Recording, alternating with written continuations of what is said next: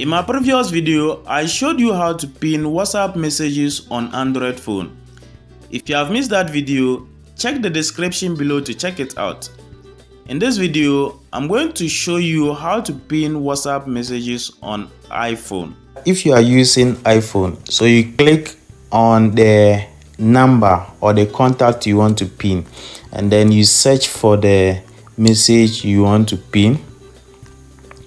You search for the message you want to pin, and then you long press on the message, and then you click on pin. Immediately you click on pin, they will ask you how long do you want your pin to last.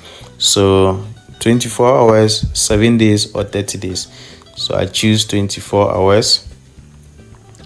So anytime you want to see the message you have pinned, just go to the person chat, and then on top you see pinned message. So you click on the pinned message, it will take you to where you have pinned the message.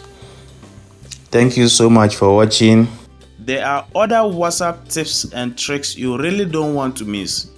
See the playlist here to learn more for free. Don't forget to subscribe, like this video to show some love. And if you have any questions, concerns, or suggestions, you can ask that in the comment section.